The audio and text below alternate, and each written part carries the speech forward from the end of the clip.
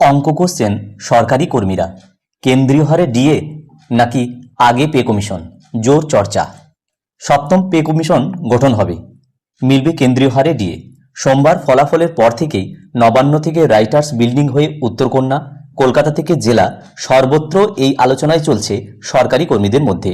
Pay commission গঠন হলে পদস্থ কর্তা থেকে গ্রুপ ডি স্টাফ মোটা টাকা বেতন বাড়তে পারে, অন্তত প্রাথমিক হিসাবে এমনই উঠে আসছে।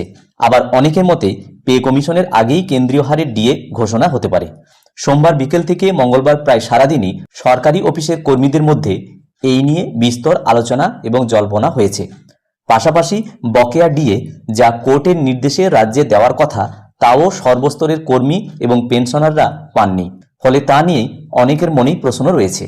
কলকাতায় এসে বিজেপির ইস্তেহার প্রকাশ করেছিলেন কেন্দ্রীয় স্বরাষ্ট্রমন্ত্রী মাননীয় অমিত শাহ মহাশয়। সেখানেই উল্লেখ ছিল সরকারি কর্মীদের ডিএ নিশ্চিত করা হবে। ক্ষমতায় আসার ৪৫ দিনের মধ্যে সপ্তম বেতন কমিশন চালু হবে, ফলে আশায় বুক বেঁধেছেন সরকারি কর্মীরা। হিসাব চলছে ফিটমেন্ট ফ্যাক্টর ধরেও। অল ইন্ডিয়া কনজিউমার প্রাইস ইন্ডেক্সের উপর ভিত্তি করেই এই ফিটমেন্ট ফ্যাক্টর ঠিক হয়, আর এই নিয়েই চলছে জোর চর্চা। তবে সরকারি আধিকারিকদের একটা বড় অংশের মতে ৪% ডিএ নিয়েও প্রশ্ন রয়েছে। চলতি বছর অন্তর্বর্তী বাজেটে ৪% হারে মহার্ঘ ভাতা বৃদ্ধির ঘোষণা করেছে রাজ্য সরকার। জানানো হয়েছিল ১ এপ্রিল থেকেই ৪% হারে ডিএ বাড়বে রাজ্য সরকারি কর্মচারীদের। তবে তা নিয়ে এখনও অর্ডার হয়নি, ফলে নতুন সরকার এসে এই ৪% ডিএ নির্দেশ কার্য করবে নাকি নতুন হারে ডিএ দেবে তা নিয়েও কিন্তু চর্চা সমানে চলছে।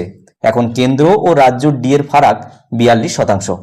সরকারি কর্মচারী পরিষদের পক্ষ থেকে বলা হচ্ছে, বিজেপি শাসিত রাজ্যে ডিএ নিয়ে কোথাও আন্দোলন হয়নি। ত্রিপুরা সরকার সবচেয়ে কম ৪১% ডিএ দেয়।